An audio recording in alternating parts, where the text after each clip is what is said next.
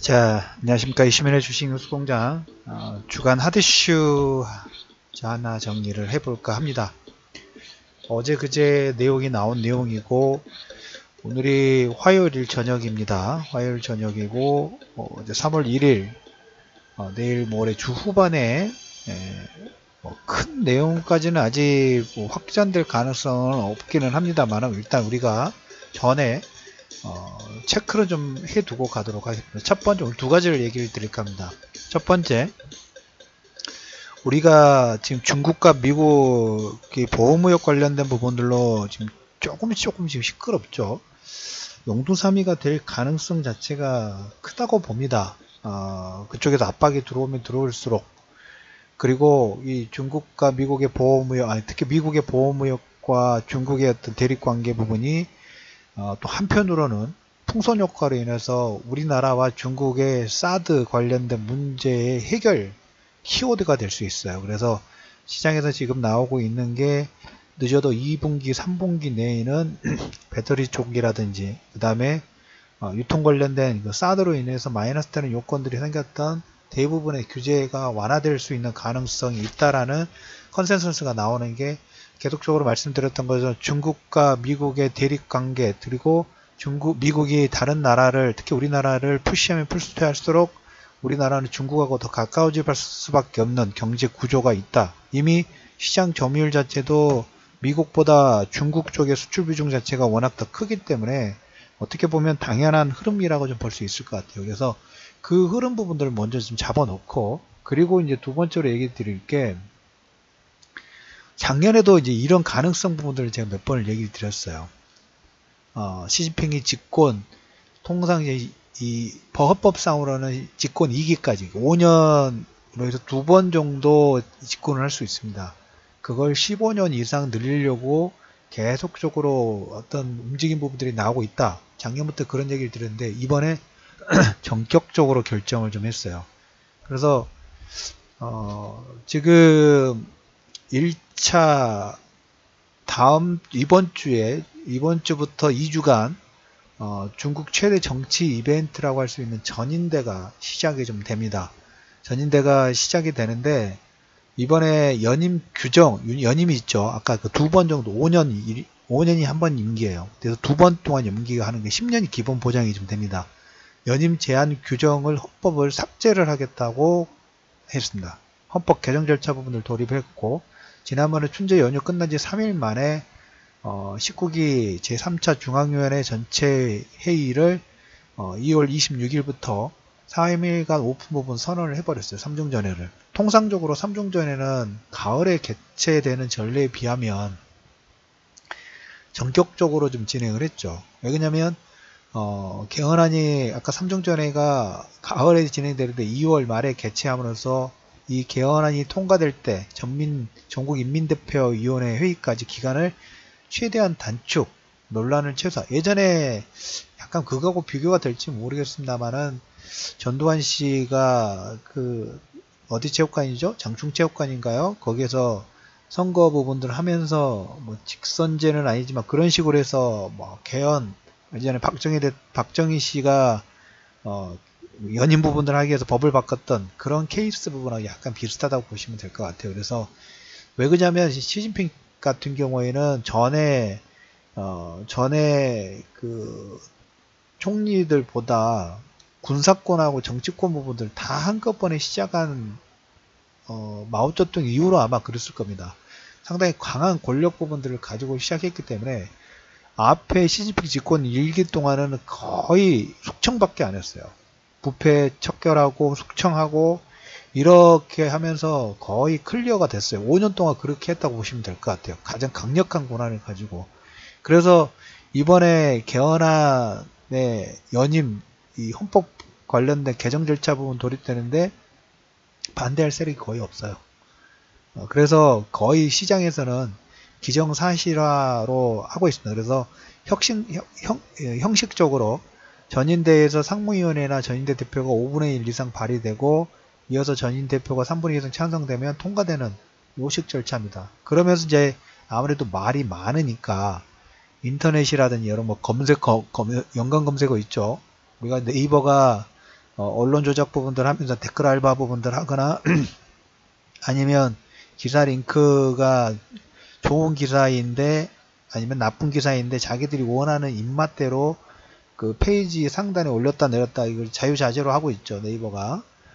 그래서 전에 네이버 관련된 정보권들 얘기 드리면서 그걸로 인해서 그 관련 법안들 네이버 제재 이 네이버뿐만 아니라 이쪽 그 공공 포털 관련된 뉴스라든지 이런 것에서 어느 정도 규제의 법안 부분들이 올라갔다는 얘기를 드렸죠. 그래서 네이버는 하락 부분이 나오고 카카오는 또 반등이 나오죠. 그거와 마찬가지로 지금 시진핑 같은 경우 이번에 전인대에서 장기 집권 뭐 시장에서 만약 이번 부분은 통과되면 시진핑 주석 나이가 81세가 되는 해가 2035년입니다. 지금 2018년도죠. 17년이에요. 그때까지도 집권 연장을 할 수 있는 가능성이 일단 열린다. 그래서 기본 우리가 10년 정도 해서 한 번 더 해서 15년 정도를 예상을 했는데 지금 집권 1기 끝나고 집권 2기가 시작되는 시점에서 바로 이 헌법 연임 규정한 부분들을 폐지를 하고 있죠. 그러면 기본 못해도 뭡니까? 10년이에요. 10년, 15년 정도는 시진핑의 집권 천하가 시작이 된다는 거예요. 5년 동안 부패 척결 부분들 하면서 강력한 드라이브 부분들 해서 어떻게 보면 계속 목표 자체가 2035년도까지 중국 현대화를 완성하고 2050년도까지 세계적 강국 청사진 부분들을 제시를 하는 거죠. 그리고 이번에 개정 헌법 부분들 보면 중앙기율검사위원회보다 훨씬 강력한 감찰 권한 부분들을 가지고 감찰위를 설치를 허용을 하는 겁니다. 예전에 안기부, 남산 그런 막강한 권한 부분들을 시진핑이 더 갖는다는 거죠. 자, 하나가 집중이 돼도 하나의 또 병폐가 생길 수 있겠는데 제가 오늘 우리가 이 부분에 얘기를 드린 부분은 뭐냐면 이렇게 강력한 권한 부분들을 가지고 있으면 가끔 가다 보면 우리가 연준이라든지 중앙은행 정책에 반대하지 말라라는 우리가 중시 격언이 있죠. 자, 우리가 그러면 여기서 봐야 될 게 뭘까요? 중국이 가지고 있는 정치적인 그 다음에 앞으로의 경제적인 방향 여기 방향 자체는 앞으로 더 집중되면 집중됐지 권한 자체가 지금 감찰 권한이라든지 그 다음에 장기 주권이 5년으로 끝나는 게 아니라 10년 할지 20년 할지 그걸 몰라요. 그러면 앞으로 이 엄청난 기간 동안에 중국은 경제 드라이브 부분이라든지 어떤 환경이든 아니면 그 중국이 원하는 시진핑 집권 2기, 3기에서 원하는 방향에 절대 우리가 중국 투자를 할 때도 반하는 종목군이라든지 그런 산업 테마 부분들을 거스리면 안 된다는 하나의 의미가 명확해졌어요. 더 명확해졌어요.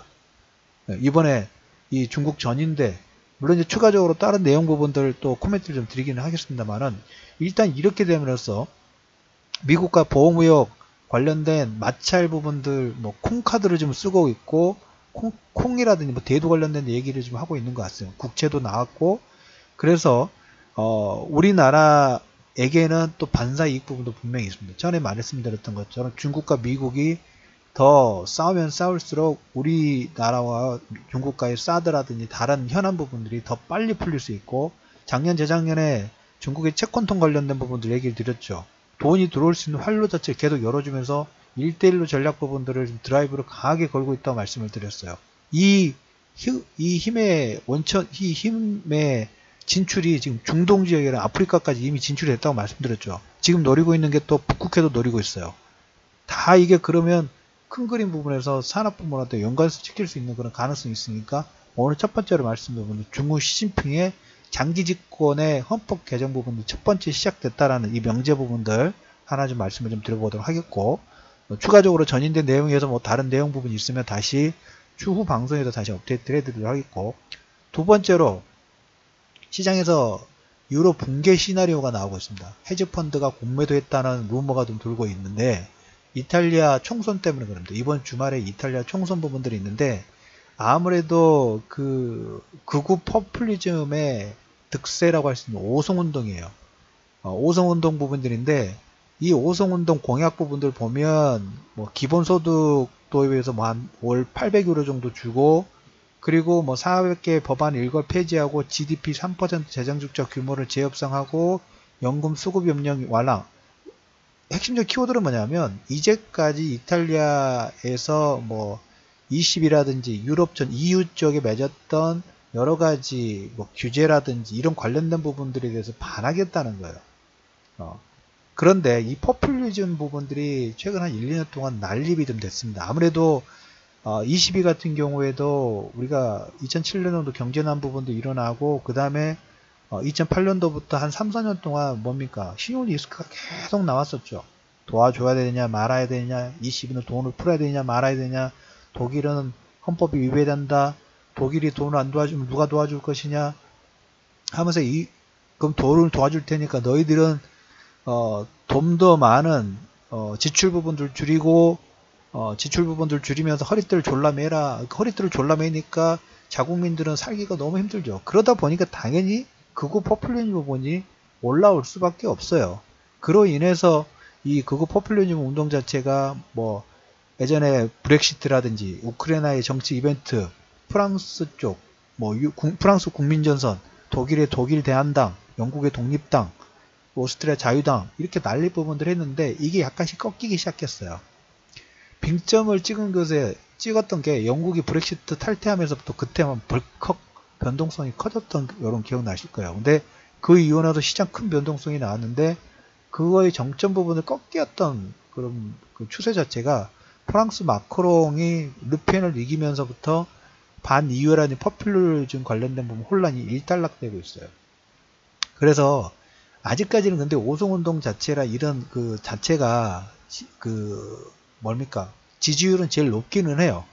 높기는 한데 포인트는 이게 단독적으로 될 건가 연중으로 들어갈 건가 이게 지금 키워드가 될 것 같아요. 그리고 독일 3인당 관련된 부분에서도 대연정 관련된 투표가 이제 조만간 1주, 2주 내에 아마 진행이 좀 될 겁니다. 그래서 두 가지가 어떻게 보면 선물없이 동시만기라는 FOMC 이후에 우리가 시장에서 출렁거림 쾌수천 부분들을 줄 수 있는 하나의 요건 부분이 되기는 합니다. 그런데 일단 우리가 가이드라인을 잡아 놓자고요. 그래서 이 이탈리아의 총선 부분에서 자체 유언이 작년에 좀 법이 바뀌었대요. 저도 이제 이쪽 우리나라 내용도 아니기 때문에 잘은 모르지만 내용을 보면 작년에 이제 헌법 부분들 내용이 좀 바뀌어가지고 자체 유언의 35% 선거구 내에 최대 득표자로 나머지 64%를 비례대표제로 채우는 것으로 작년에 이제 개정 내용들이 됐는데 이것은 지지율 1위 정당이라도 내각을 안정적으로 꾸리기가 어려운 법안입니다. 즉 연정이 없으면 선거에서 승리하기가 어려운 구조로 바뀌었기 때문에 독자체제인 오송운동에게는 상당히 불리합니다. 아직까지 뭐 지지율 1위이긴 합니다만 여기는 또 극우 포퓰리즘이라고 말씀드렸죠. 전에 뭐 브렉시트처럼 EU를 탈퇴하겠다 막 이런 식의 내용들이 나온다 하면 시장에서 작년 재작년에 브렉시트 때문에 시끄러웠었죠. 그리고 이제 22가 지금 경제 성장률 부분들 이뤄놓고 테이퍼링 관련된 부분들을 올해 하반기 하느냐 이런 과정 중에 그리고 어젠가 그젠가 22 드라기 총재도 차후에 뭐 문제 경제 성장률 잘 나오고 있고 양적 완화 부분들 돈을 푸는 정책 부분도 계속 유지하겠다 긍정적인 내용 코멘트 부분들을 진행했죠. 거기에 작은 소음 자체를 만들 수 있는 요건 자체라고 보시면 돼요. 두 가지 다 현재 시점에서는 전체적인 추세 부분들을 바꾸는 게 아니라 한 번씩 소나기가 잠깐 내리고 빵이 젖었다가 맑은 하늘을 볼 수 있는 것처럼 잠시 소음이라든지 소나기 정도를 내릴 수 있는 아주 작은 가능성이 있다는 그 정도로만 일단 체크를 해주세요. 왜? 시장에서 이 두 가지 내용을 가지고 왈가왈가 내용 부분이 나오고 있기 때문에 금주의 핫 이슈 중간에 중국의 보호무역 사드 관련된 부분하고의 풀이의 해법 자체가 될 수도 있어요. 역으로. 그리고 유럽 붕괴 시나리오는 왜 내용들이 나오는지 이탈리아 오성운동 부분하고 그 다음에 시진핑 오성운동 그 다음에 독일의 3인당 연정 합의 투표 관련된 내용 부분도 현재 내용 부분이 남아있다라는 정도로 여러분들이 알아두시면 될 것 같습니다. 자, 그래서 이슈면의 주식 뉴스 공장 핫이슈 중국의 보호무역 사드 프리의 키워드 해법 키워드하고 유럽 붕괴 시나리오 루머인지 어떤 내용들이 가지고 있는지 무엇이 문제인지에 관련된 브리핑을 마무리하도록 하겠습니다.